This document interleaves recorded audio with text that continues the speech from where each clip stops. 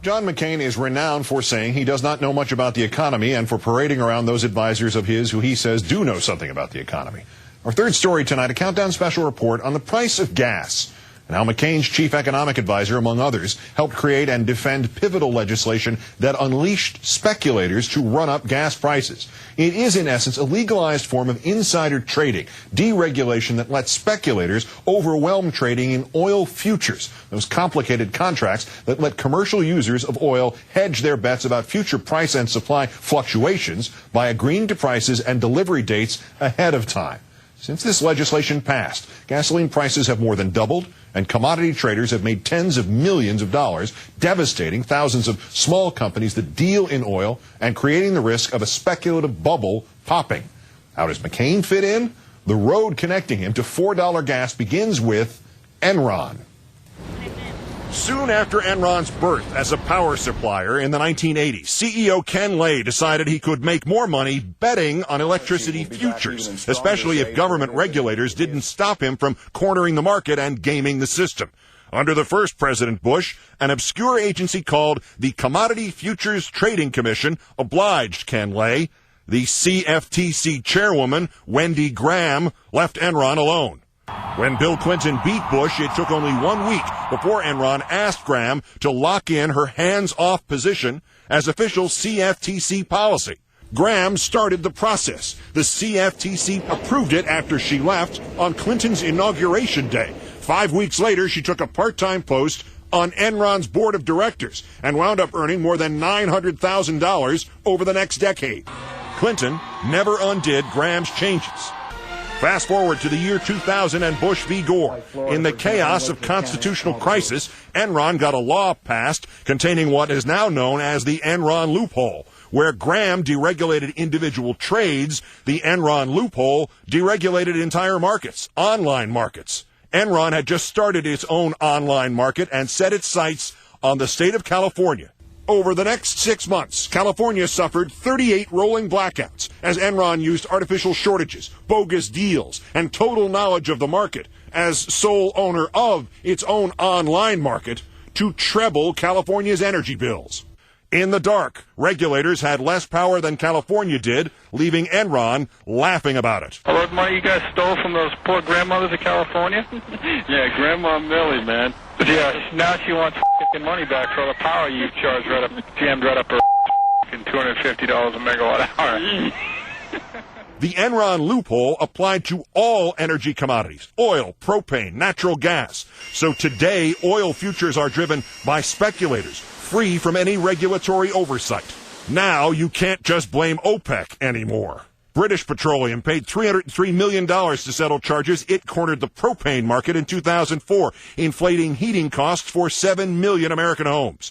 2 years ago, a Republican Senate report recognized what speculators have done and blamed the Enron loophole. 2 weeks ago, the Senate Commerce Committee heard testimony about the Enron loophole's effect on the price of a barrel of oil. The speculators are not just placing bets in these futures markets. They're saying, gosh, if I can control the price of heating oil, I'm going to go out and buy heating oil.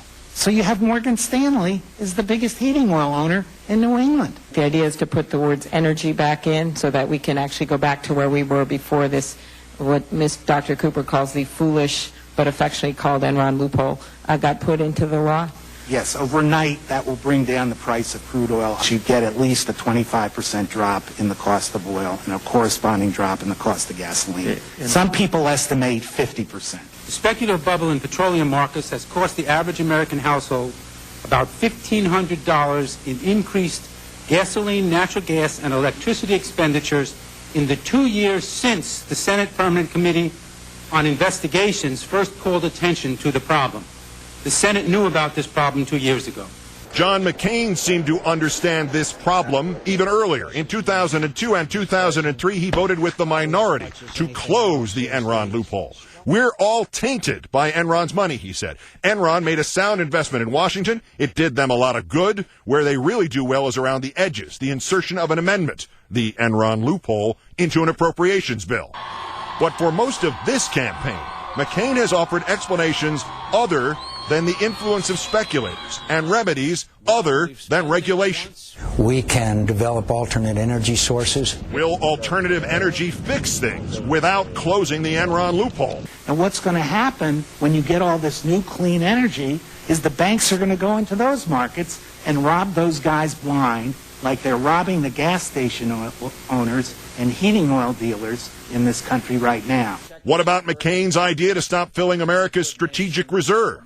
These institutions acting as a herd are accumulating much larger, or setting aside much larger reserves than the strategic reserve is. It's a multiple. John McCain doesn't talk about the Enron loophole anymore. One McCain advisor reportedly said he no longer even has a position on it. And when the bipartisan farm bill shut the Enron loophole last month, John McCain opposed the farm bill, citing its spending levels. What changed? Since 2006, John McCain's top economic advisor has been former Texas Senator Phil Gramm, husband of the former CFTC head who then joined Enron.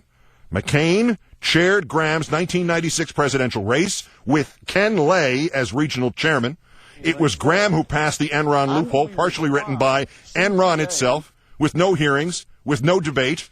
It was Graham who stopped Democrats from closing the Enron loophole, and it was Graham who became vice chairman at the Swiss financial firm UBS in 2002, less than a year after UBS bought the shattered remains of Enron's energy trading arm.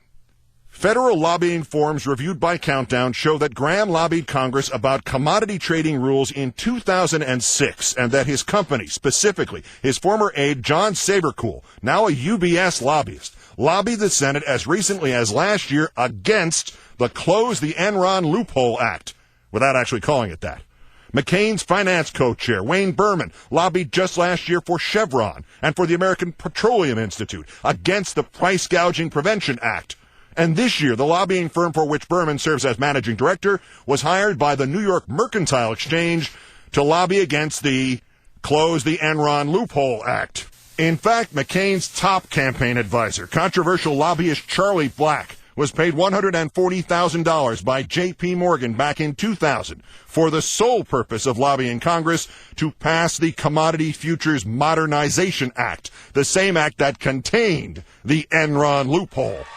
McCain skipped this month's hearing on gas prices, but this week, after committee member Maria Cantwell pushed the Bush administration to investigate, McCain finally changed his tune in public. We must reform the laws and regulations governing the oil futures market. Senator John McCain, however, still has not mentioned the Enron loophole. Still has Graham and Berman and Black heading his campaign, writing his economic policy. And when Senator Cantwell sent a letter asking the CFTC to cut off a new loophole that lets U.S. speculators channel trades unregulated through London and Dubai, John McCain declined to sign it. Senator Obama as well has an advisor who has lobbied for the American Petroleum Institute. Obama reportedly opposed the Enron loophole and voted for that farm bill that contained a closure of it.